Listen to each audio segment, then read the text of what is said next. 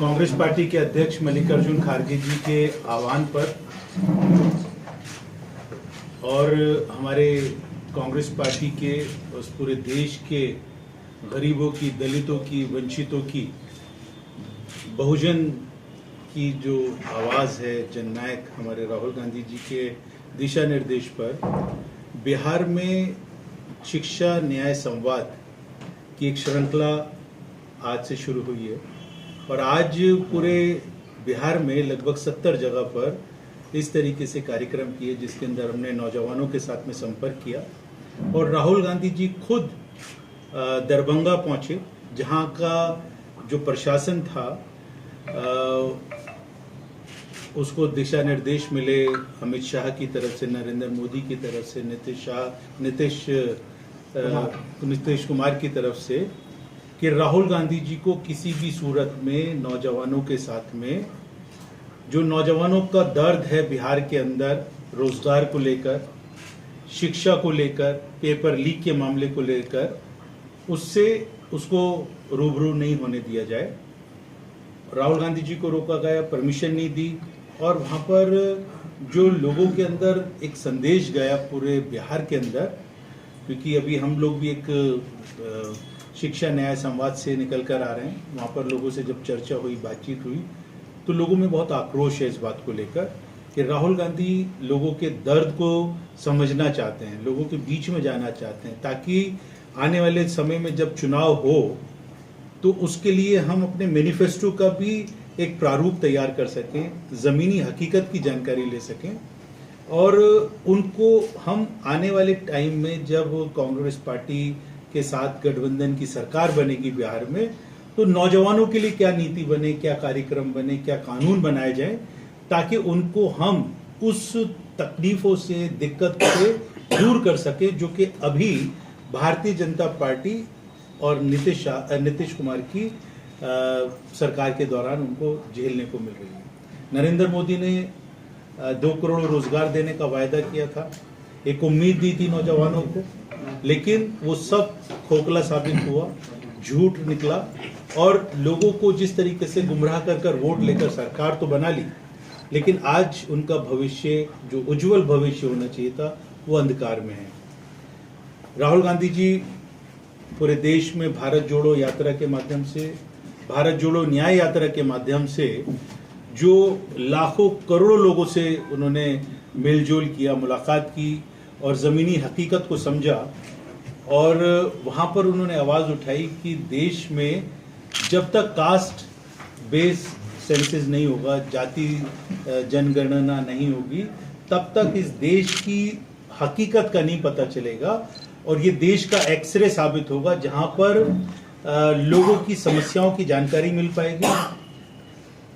कौन सी जाति के लोग कितने हैं, कौन से वर्ग के लोग कितने हैं और उनको आने वाले समय में जो इस देश के संसाधन हैं, उन देश के संसाधनों में किस तरीके से हिस्सेदारी मिले, वो राहुल गांधी जी ने आवाज़ उठाई।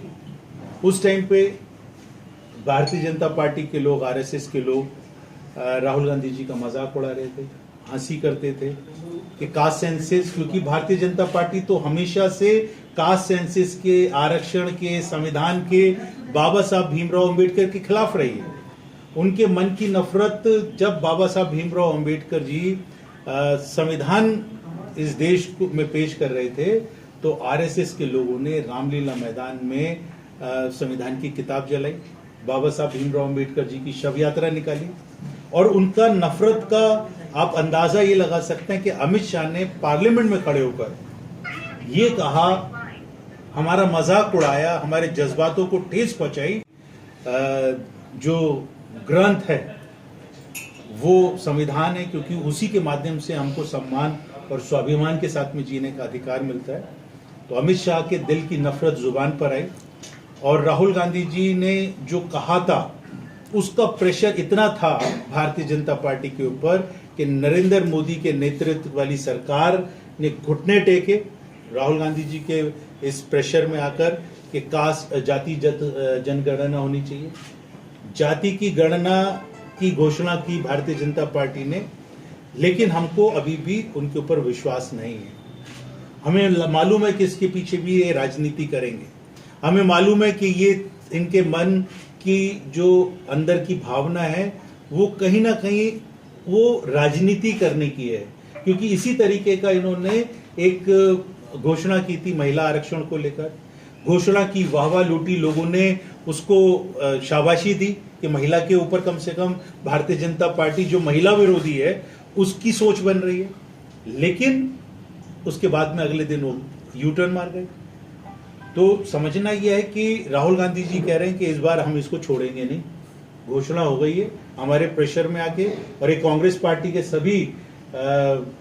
मैं जितने भी हमारे कांग्रेस पार्टी के मजबूत सिपाही हैं पूरे देश भर के, मैं उनको बधाई देना चाहता हूं, शाबाशी देना चाहता हूं कि राहुल गांधी जी के, मल्लिकार्जुन खड़गे जी के, आप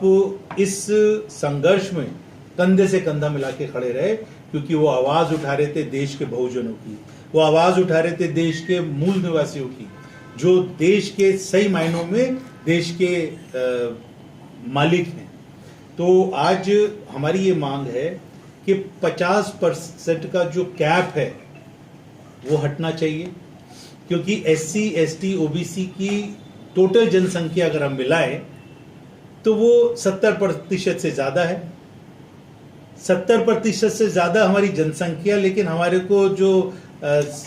फायदा मिल रहा है और आरक्षण के माध्यम से, संविधान के माध्यम से, वो 50% है। तो हमारा ये मानना है कि जनसंख्या के हिसाब से हमारे को हिस्सेदारी दो। राहुल गांधी जी कहते हैं जिसकी जितनी जनसंख्या भारी उतनी उसकी हिस्सेदारी, तो हम इसको पूरा करवाएंगे। 50% का कैप हम तोड़वा के रहेंगे,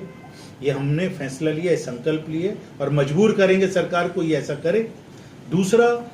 जो प्राइवेट इंस्टीट्यूशंस हैं एजुकेशन के, वहां पर आर्टिकल 15(5)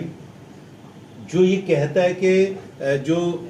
प्राइवेट इंस्टीट्यूट्स हैं एजुकेशन के, उसके अंदर आरक्षण होना चाहिए, हिस्सेदारी होनी चाहिए पॉपुलेशन के हिसाब से। तो हम वो भी मांग करते हैं कि आर्टिकल 15(5) को भी ठीक तरीके से इम्प्लीमेंट किया जाए, ताकि उसका फायदा सीधे तौर पर वंचित समाज के नौजवानों को मिले। बाबा साहब भीमराव अंबेडकर ये एक नारा देते थे, समाज को, लोगों को बोलते थे कि शिक्षित बनो, उसी से प्रेरणा ली है हमने, और हम चाहते हैं कि लोग संविधान के माध्यम से इस देश को चलाएं। लेकिन RSS, BJP अभी पिछले दिल्ली यूनिवर्सिटी के लॉ के स्टूडेंट्स को उनके पाठ्यक्रम में वो बोलते हैं कि इसको मनुस्मृति को पढ़ाओ, जबकि लॉ का स्टूडेंट को लॉ पढ़ाना चाहिए, संविधान पढ़ाना चाहिए, कानून की जानकारी होनी चाहिए, जो कानून समानता का अधिकार देता है। लेकिन दूसरी तरफ RSS की जो सोच है वो क्या है कि उन्होंने दिल्ली यूनिवर्सिटी में लॉ के स्टूडेंट्स को ये कहा कि यहाँ पर इनका सिलेबस में मनुस्मृति डालो। हमने उसका विरोध किया तो उन्होंने उसको विड्रॉ किया। तो ये मानसिकता की लड़ाई है, इस विचारधारा की लड़ाई है कि RSS, BJP की जो मानसिकता है वो मनुवादी मानसिकता है, जो मनुवाद को अपना संविधान, मनुस्मृति को अपना संविधान मानकर आगे चलना चाहती है। दूसरी तरफ राहुल गांधी जी, मल्लिकार्जुन खड़गे जी, कांग्रेस पार्टी वो चाहती है कि ये देश संविधान से चले। आज दरभंगा के अंदर राहुल गांधी जी गए, वहां पर पुलिस ने उनको रोका। रोकने का क्या कारण था? ये यहाँ पर तानाशाही नहीं है, ये देश प्रजातंत्र है, ये डेमोक्रेसी है। यहाँ पर सबको अपने बोलने का अधिकार है, बात करने का अधिकार है। तो राहुल गांधी जी तो सिर्फ लोगों से संपर्क करने के लिए गए थे, नौजवानों से, तो वहां पर उनको रोका गया। और मैं समझता हूं कि इसका संदेश पूरे बिहार में नौजवानों के बीच में जाएगा, और वो बीजेपी को मुंह की खानी पड़ेगी, नीतीश कुमार को मुंह की खानी पड़ेगी, और हम आराम से चैन से बैठने वाले नहीं हैं। हम ये संघर्ष जारी रखेंगे और